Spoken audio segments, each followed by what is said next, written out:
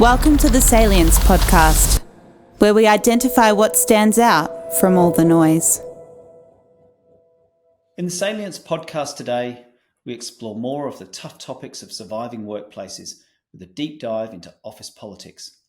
Our guest is bestselling author Niven Postma. Niven is an expert in organisational politics and the author of If You Don't Do Politics, Politics Will Do You, a guide to navigating office politics ethically and successfully. She is a visiting lecturer at Henley Business School and a Harvard Business Review contributor. She has had a wide and varied career across multiple organisations and sectors.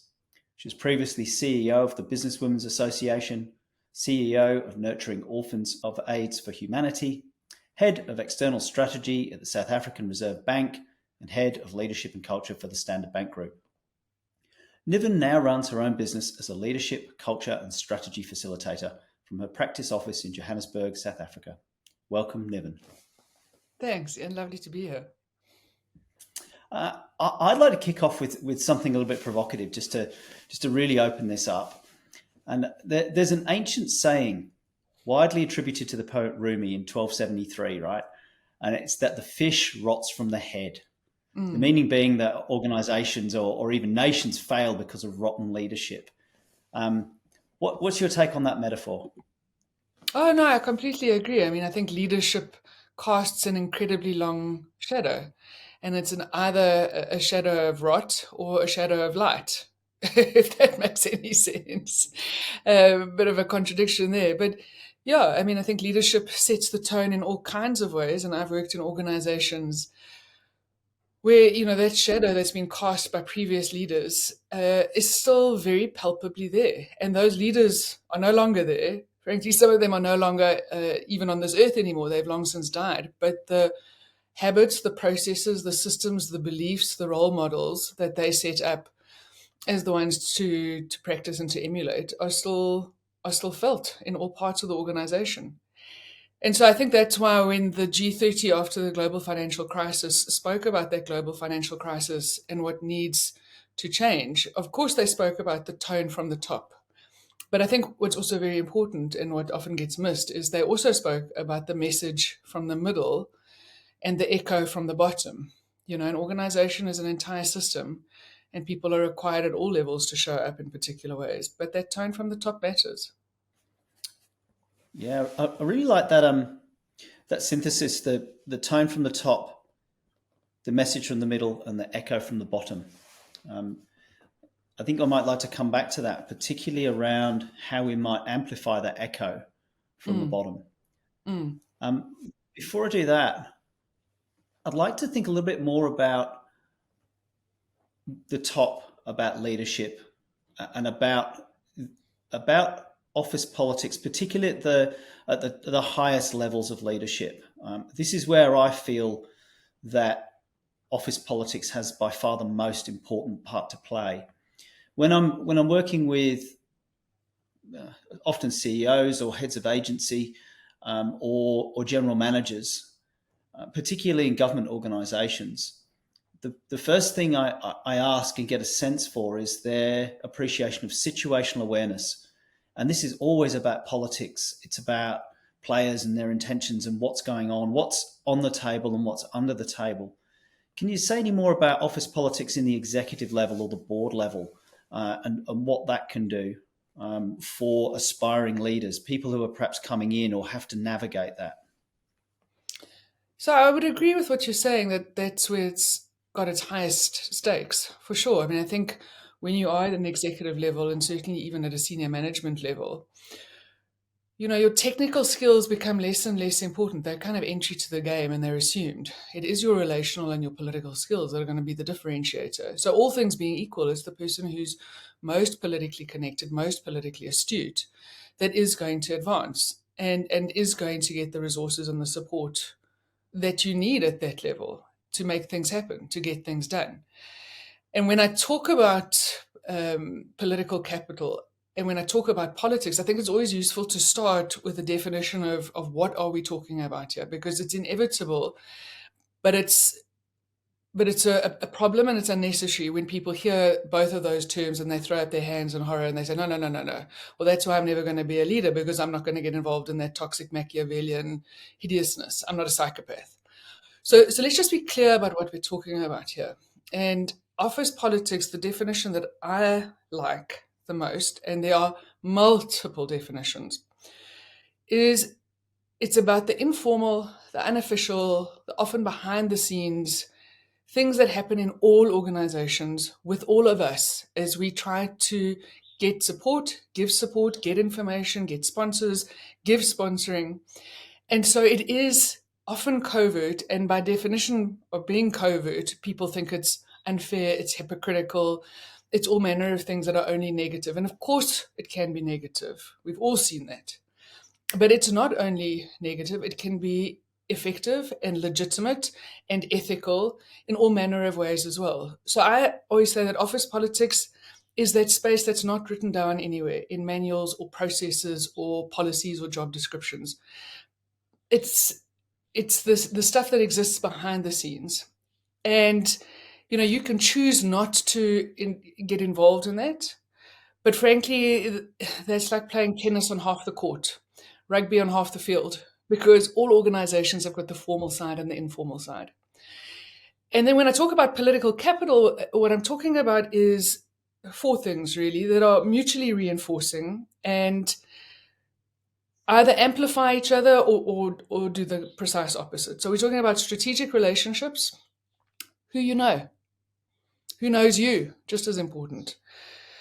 Your power, so of course your position on the organogram matters, but your influence is not reflected anywhere on the organogram. And in fact, very junior people can have incredible influence, and I've seen that in organizational network analyses.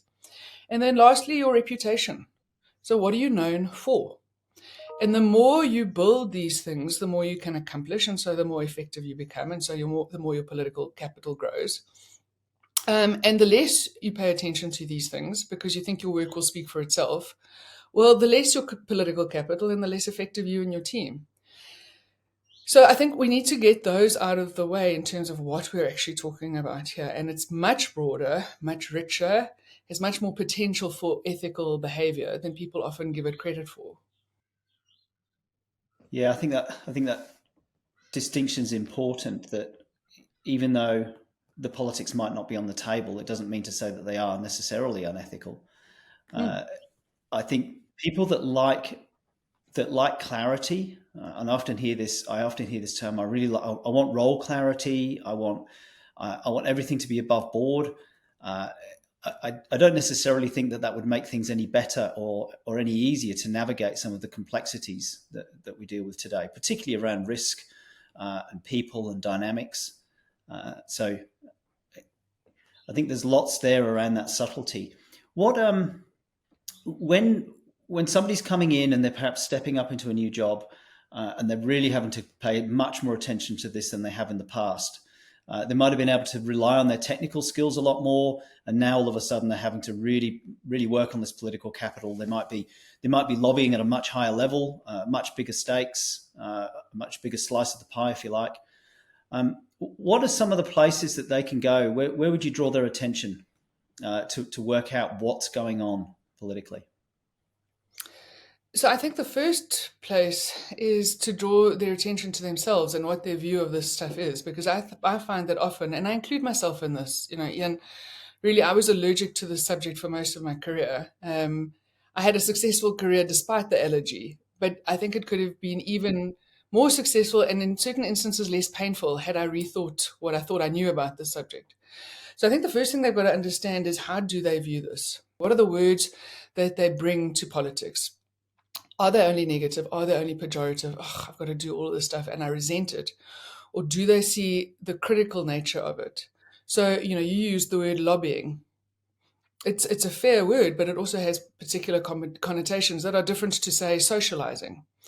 Brown nosing has a very different connotation to building my relationships, and so on and so forth. And I think particularly as people transition from technical experts to leadership, one of the things they often struggle with, but it's not unique only to those people, I think it's something we all think about, is this question of authenticity.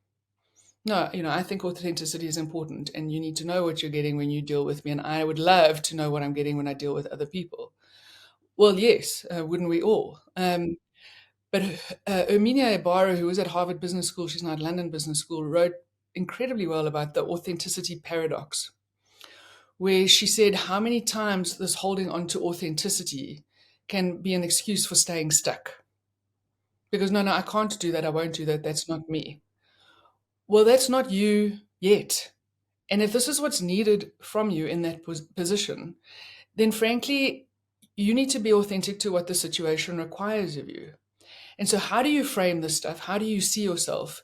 And sometimes being fake, as she puts it, is a sign of growth. You are taking on a new identity, you're taking on new roles, and it doesn't feel authentic because it's not yet.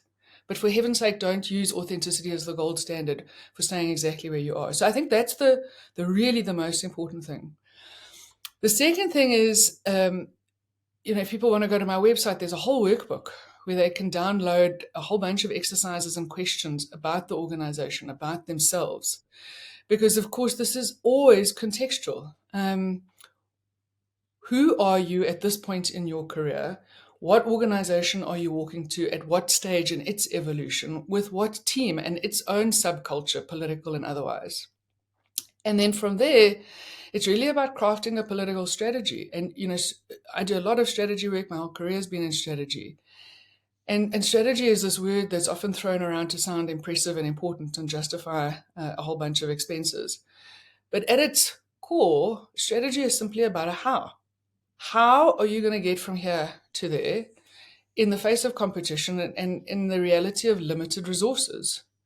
And getting clear on the how with what you've got at your disposal and what you're up against. Now, how are you going to get effective politically? Who are your allies? And how do you keep them? Who are your adversaries and why are they your adversaries? What conditions do they have that you're not understanding, that you're not meeting, and that you might well be prepared and able to meet? How do you manage your energy, your resilience? This is not an insignificant thing. We've got infinite demands and finite resources. How are you channeling them, harnessing them, nurturing them to be as effective as you can, as opposed to, kind of making a millimeter of progress in a million directions? And then, of course, being clear on what you're wanting to achieve in that role, in this fiscal year, with this project, whatever it is. What does success look like? And so asking and answering these questions about yourself, about what you bring to this position in terms of skills, but also in terms of potentially cognitive blind spots, and then what you're trying to achieve. These are things I think that are really important. And like I say, there's a whole workbook you can work through. We'll put a link at the end of this. I think that's a fantastic opportunity. There's so much in what you just said, and there's a couple of things I'm really drawn to. Of course, I'm fascinated by resilience and the term and the discovery of so many different expressions of resilience. And I have a belief that as you travel through life with all your different experiences, both work and not work, these are the experiences that help you develop resilience. And you also mentioned that you wish you'd known ahead of time how important office politics was and navigating this. I wonder if you could go back to perhaps some of your early days and think about some of the experiences you might have had and what you learned that helped you with resilience, and also appreciating and understanding. I guess I'm interested in the early development of Niven and the what sort of shaped your perspective here, and particularly this positive frame around it about how you can use it and how it's contextual. Have you got anything that springs to mind? Yeah, a whole bunch. I think it may be Nicholas Nassim Taleb, who speaks actually about that there's a state beyond resilience. So he talks about three states: fragility, resilience, but anti-fragility. So resilience, you get knocked about and you come back to who you were. Anti-fragility, you actually come back better. And I always think about an avocado tree, given how many avos I eat, that an avo is one of the few plants, the more stress you put it under, the more fruit it produces. And so I think, even setting our sights on resilience might be setting our sights a little bit low. Let's set it for anti-fragility. We come back better because of all of this stuff. And I think actually my political experiences came later in my career, because I think in my early career, I was so naive and so gung-ho and so full of my own abilities that I didn't see this stuff, and I kind of barreled through it anyway. That said, one of the things that really stuck with me was very early in my career, where I was a strategy consultant, and we had been doing some work for Nelson Mandela as president of the country. It was the late 1990s. And it was on the transport strategy for South Africa, the 20-year transport strategy. So moving South Africa 2020. It's crazy to think that that was 3 years ago, what we were aiming for. And so the last report that got given to Cabinet, and I mean, I was way too junior to be part of that report at Cabinet, was all about 18 months of work and analysis and some of the best thinking and best minds from all over the world that had been part of this project, because of course everyone wanted to be part of this. And when our team leader came out and I said to him, "So how do you think it went?" And he said, "Oh, brilliantly. No, very, very well. Everything received." And I said, "Oh, that's so fabulous. I can't wait to see how this all happens." And he looked at me, and actually I saw him in London last week, and I told him about this. He'd completely forgotten, but I said it was a seminal conversation for me, because he looked at me and said, "Oh, Niven, of course you know," and of course I didn't, that the gap between what we've just presented and what's actually going to happen, that's power in politics. And that's when things now go behind closed doors, and we'll see. Because objectively and analytically, what we've put on the table, what we've been asked to put on the table, what we've been paid to put on the table is the best strategy. But power in politics is going to determine what actually happens. And we don't have line of sight of that as consultants. And even if we did, it's not something you can put on a PowerPoint deck. And so that, I think, really stayed with me for years, but I fully understood it the more senior I became. And really, it was an experience of getting fired that woke me up to this stuff. And it was dressed up as a retrenchment. I don't know what you guys call it in your part of the world, but a layoff, So I got called in, very senior person, got told no, this work that I'd been asked to come in to do. And like all my roles, I haven't looked for a job since my first job. I haven't looked for work since my first piece of work. It's all come to me, and I'm incredibly aware of how fortunate I am in that. So they had come to me for all the stuff that I knew. And all of a sudden, I'm being retrenched, in inverted commas, getting paid out a whole bunch of money to go, because I'm now at a very senior level. And it was my partner who had to point out to me, when I was delighted because it was becoming untenable, Nivi, you know that you haven't been retrenched. What do you mean I haven't been retrenched? Here's the letter, here's the payout in my bank account. Of course I've been retrenched. No, Niv, you've been fired. What? That's impossible. I'm a rock star. Did you read my last performance evaluation, which was only 3 months ago? They came to me. And then it took a few days of sitting with the reality. Of course I'd been fired. I'd alienated my boss. I had overestimated my political leverage. I'd said what I really thought about something that I could have been a little bit more diplomatic and circumspect about. And of course, I can see now that it was because I actually didn't care anymore, and that's in and of itself a warning sign. But in that, it then really got me thinking about, okay, so what is it about this subject that I didn't know I needed to know? And coincidentally, a very good friend of mine who runs a leadership development program had been looking for a module on office politics and had asked me about doing something 6 weeks before. And I'd said, "Oh, no, please, can't talk about that stuff, not interested." 6 weeks later, I was out of a role and decided to think about it, decided to learn, decided to put it together. And so these crucible experiences of life, the obstacle is the way. I love that story. I love it now. I didn't particularly love it at the time. Aren't they some of the best wake-ups, when you think one thing and then suddenly somebody gives you a perspective in a matter of minutes, and then your whole world's turned upside down, and that link then to feeling like you've got it and then realizing you haven't, and then a new journey of learning and exploration that comes from that. And that's that cycle, I think, that's so important in the anti-fragility piece, the development of resilience or anti-fragility at those extreme ends, where you have enough of those experiences over time, and that's where you end up. I've had several of those myself in perhaps my coaching journey, when I had some mentors and I was really thinking I was getting some stuff. And I was thinking, look, I think I've got that 8 out of 10. I think I'm getting there. And I realized I learned something new, and I realized actually I'm still back at 2. I really completely miscalibrated my capabilities. I like this relationship as well between context and self. The context of what's going on, the power, and that power and politics, as you said, and then the internal self-awareness of how you're going, your perceptions, and then that gap. Really interested in that. Just thinking about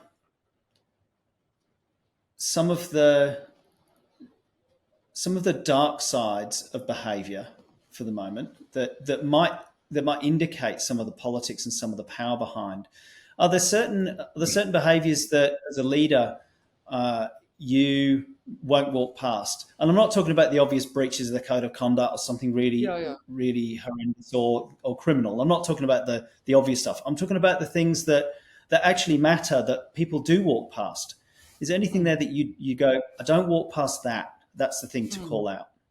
Yeah, I think there are a whole bunch of things for me, and I think that people need to think about generally. But yes, I was on an executive team, and for 2 days was sitting at a strategy session, and on the way home on the Friday, suddenly realized, hold on, what I saw over 2 days was bullying and abuse.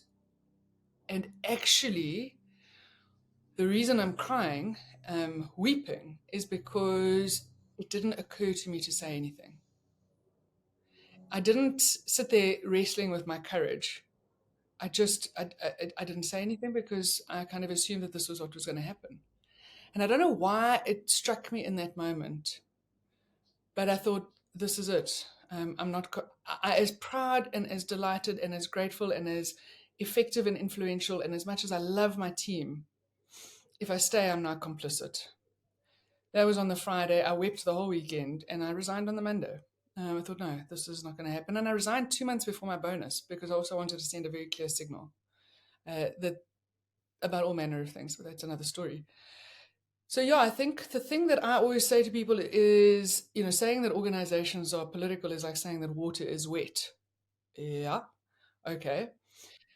So what? Now what? So what you need to think about is the spectrum of politicization in an organization. Mildly politicized, moderately politicized, highly politicized. These are all very different things, but they are variations on themes of in groups and out groups, the degree to which what you see is what you get or not, the degree to which the things that are formally written are kind of informally enacted, again, or not. So these things are on the spectrum of normal, and if you are politically naive, to go into a highly politicized organization is going to be incredibly difficult. They're going to probably chew you up and spit you out. Not because it's necessarily dysfunctional, but that's just because of how it works. And so when people say to me, yeah, but politics are a symptom of a bad culture. No, bad politics are a symptom of a bad culture, but politics are a part of every culture, okay? But where you need to really pay attention, really, really think carefully, is when you're in toxic politics. Because as I say to people, toxic is a synonym for poisonous. What is poison designed to do? Kill you. And I'm not speaking metaphorically, and I'm not speaking hyperbolically here. I'm speaking literally. The toll that this will take cannot be underestimated. And so when people think about toxic politics, we're not talking about a few colleagues whose jokes you don't enjoy, people you'll never have over to your home, people that you have to really spend a lot of time convincing around the merit of what you're trying to do. That's just bad luck.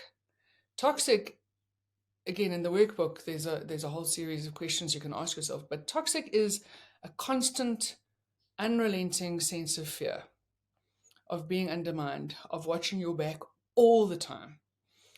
When you've got that, you've got something really dangerous. And I was speaking to a friend of mine at the beginning of this year, and she was talking to me. She is a personal trainer. She was talking to me about a client of hers who had pancreatic cancer the whole of last year. She's an executive at a listed company, spent the whole year battling cancer, lost the battle at the end of the year, despite everything that they tried. And they said, look, time is now limited. And she said to Vicky, and do you know that last year was the best year of my life? I listened to this and I said, I beg your pardon. I mean, I've had cancer. I know it'll teach you many things. It certainly taught me things. But the best year of my life, no, I wouldn't go that far. And so this woman looked at Vicky and she said, because for the whole year, I didn't have to go to work.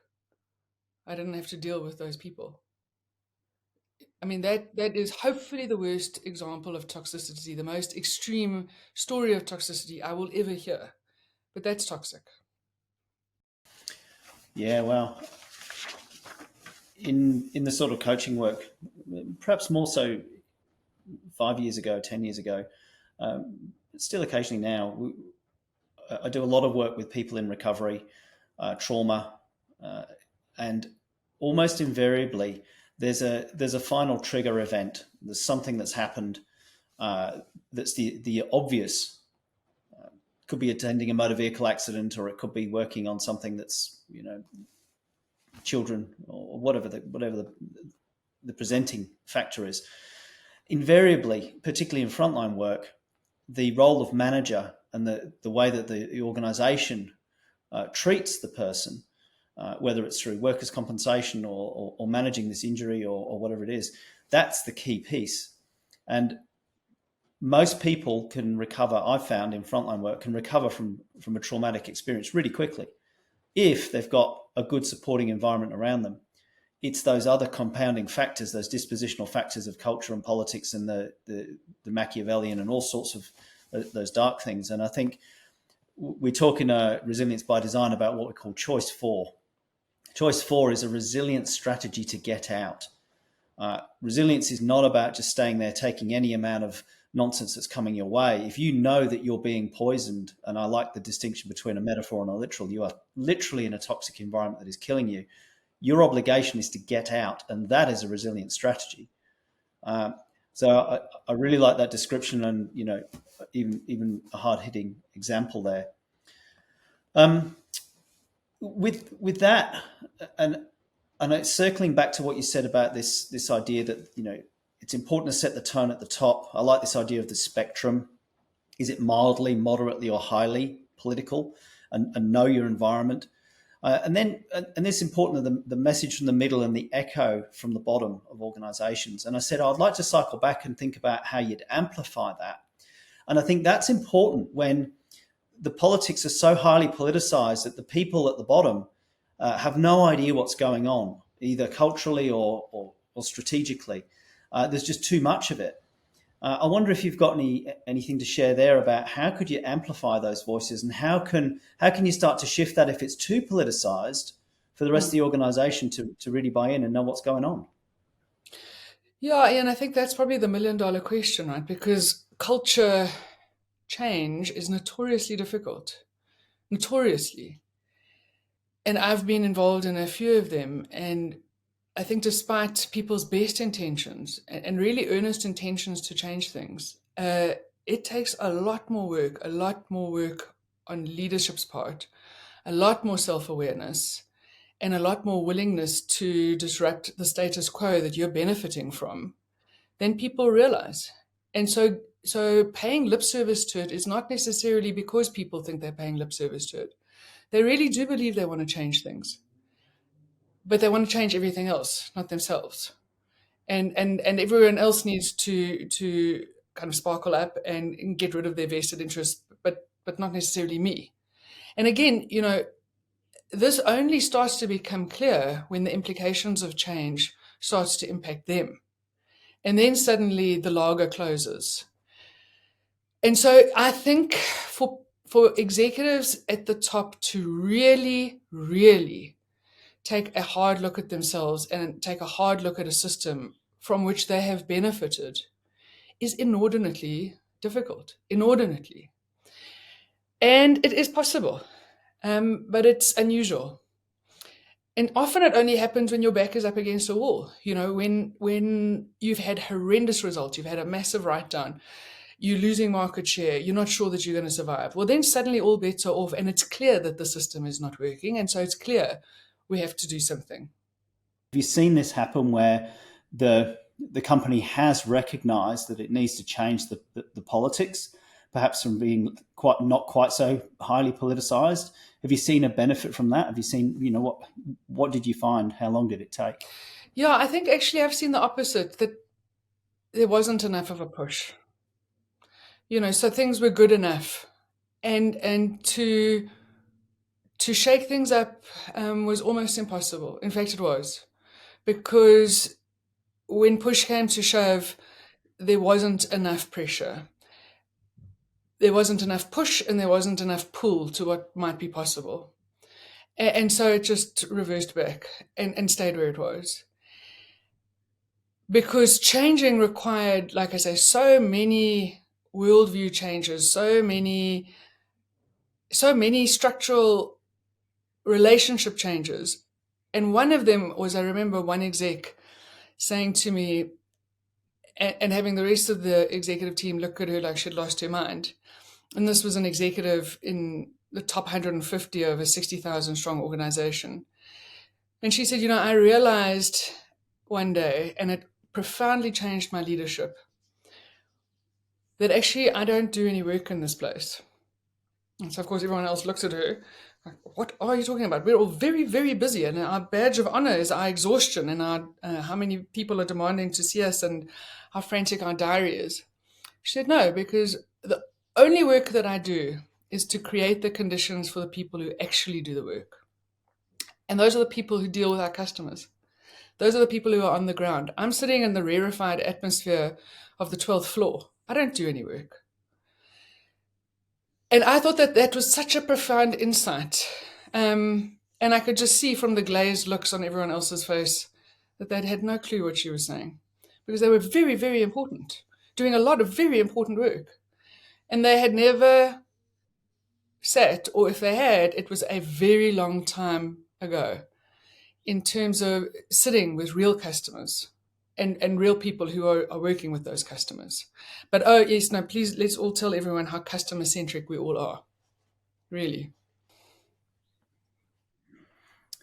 Yeah, I'm just reflecting on perhaps most of the people that I work with. I think for many of them, it's a long time since they've been involved in any frontline work whatsoever. Working with a patient, working directly with a prisoner in law enforcement. I'm actually, in truth, when I think about it, the very best ones, they still do have that connection. They still do spend time in the front line of their businesses. It might be 1 or 2 days a month, but they'll make sure that they keep that connection. But the vast majority of the work that they do is very much, as you said, which is enabling the rest of their people to do that through the bureaucracy of government. Yeah, and that's probably why you do consider them the best in the group of people you've got in your mind, because they do that. They don't see it as beneath them. They don't pay lip service to that stuff. They do invert the organogram so that the people at the bottom are actually at the top in terms of importance. And, people can say that, but what you're doing speaks so loudly, I can't hear a word you're saying. Yeah. We've been talking here a lot about this conversation, this amplification of the message of being able to sort of sift through this variety, this spectrum, if you like, of politics. If you were to direct people's attention to something in the world through this sort of political lens, what would it be? It's a really big question, and it's sort of opening up not just from the workplace, but I want to know globally, where would you put attention that might have an impact and a change? It's interesting. I wrote about it on LinkedIn yesterday, and this was an article from The Guardian in the UK, and it was about national politics. And this writer was talking about in 15 years of being a journalist, he's never seen such despair and distress in the UK around the state of the country. And I thought, well, that's interesting, because I was reading a South African journalist who wrote the other day, and he's been a journalist for about 40 years, that he's never seen such distress and despair. And I mean, the last 40 years of South Africa's history has been tumultuous, to say the least. And so this person was writing about the politics of exhaustion. And I'm paraphrasing, but I think he said something about hesitant and anxious people are looking to their leaders and seeing hesitation and anxiety mirrored back. And of course, when you don't see that hesitation and anxiety, and you've got the strongman syndrome and the populist, I've got all the answers because it's simple, well, then there's also a problem. And so, I don't know what the huge answer is at a country level, at a society level, at a organizational level, at a community level. But I think the answer for me is a phrase from Margaret Wheatley, who talks about creating islands of sanity. Islands of sanity where you are. And I mean, it's not a new thought. Focus on what you can, where you are with what you have, I think said Eleanor Roosevelt. But for me, these islands of sanity are not insignificant, and I take them very seriously. Where can I impact? How can I impact? Where can I make things feel possible and unleash potential? In a sea of chaos, in a sea of craziness, in a sea of all kinds of decay and breakdown, those islands of sanity matter. In the work that I do, how I do it, with who I do it, with who I don't do it, I think we all need to just ask and answer those questions for ourselves. Because I think at a systemic level, it is frankly impossible to get our heads and our hearts and our arms around it, and it's overwhelming. So don't be overwhelmed. Figure out your island and make it as sane and as beautiful as possible. I like that. I'm going to reflect on that in a moment as I sort of wrap up what I've taken as my most salient points from our conversation. I've got one question for you before I do that. What's next for you? Hopefully even more of the same. I get to do incredible work with really remarkable people on my own terms in all manner of ways all over the world, creating and enlarging islands of possibility and sanity and beauty. I mean, what a joy. And in between, I get to do things that give me deep pleasure. I get to travel. I get to, she says with a big sigh, think about my PhD, because I'm not doing very well at that at the moment. But it is something I've chosen to do. I don't have to do it. I want to do it. And so, to have a curated and conscious life and career with people I love and who love me in return, doing stuff that matters. I mean, what a joy. Fantastic. I really appreciate our conversation today. There's I often try and wrap up with around about 3 salient points. Interestingly, the things I've taken from today, I'm not sure if they're actually the most salient. I think they might be the things that have disrupted some of my thinking the most. So I'm going to pinpoint those because I just like them. They've really stuck with me. The first was when I asked and started to tease out this amplifying the echo, and you said, well, that's the $1 million question in culture, isn't it? And then you gave an example of leaders who are benefiting from the political nature, particularly when it's highly politicized. And I made that link back to most people in the business being confused or not getting great outcomes. And you gave a really important story there of, sometimes you just don't come back from that. And that was a message I took. There's something else you said when you said about authentic leadership. And what you've said, and I've never necessarily really got authentic leadership. This concept of authenticity didn't quite sit for me. I've not really paid too much attention to it. But what you said was about being adaptive in your authenticity to the context that you're in. Really paying attention to, actually, this is a political environment. It doesn't mean it's all bad. And you need to be adaptive, not just say, hey, this is authentically who I am, and if you don't like it, too bad. Well, that ain't going to work in the environment, particularly a highly politicized one that's got a lot of hidden constraints. And I really like that. I took that away from this. And then I was tossing up the last few things, but I think this idea of this islands of sanity really resonates for me about my approach to strategy. Really paying attention to where am I now and what's my direction of travel and what are my next steps. This idea that so many people are in despair or anxious and they're looking for utopia. They're looking for some big magical pill that's just suddenly they're going to go, great, it's all solved now, without taking a personal responsibility for us all to take that next step. And you don't need a massive vision. What we need is a direction of travel with many, many people taking next steps. And I think that's where I really resonated with this idea of islands of sanity. And I know you've just started a PhD looking at some of the potential biases in politics, whether it's, and how that might affect gender, for example. And I think those sorts of steps are really important steps in the right direction. And if I could end with one comment, it would be for all of us to engage with politics in a proactive way. And that's where you really began the conversation by saying, hey, particularly if you're in leadership, you can't afford to ignore this stuff. And in fact, most of us can't afford to just go, oh, well, I'm just not going to play that game. Well, you're probably going to have to. If you want to get a good outcome, you need to be aware and you need to take action. You need to take responsibility for it. So that's what I've taken away. Let's get stuck in. Lovely. So glad you were listening, Ian. Thank you. I really enjoyed that. Thanks for the chat. No, thank you. I'm glad we could make it happen. We hope you enjoyed this episode of the Salience Podcast. Please leave us a review and subscribe wherever you get your podcasts.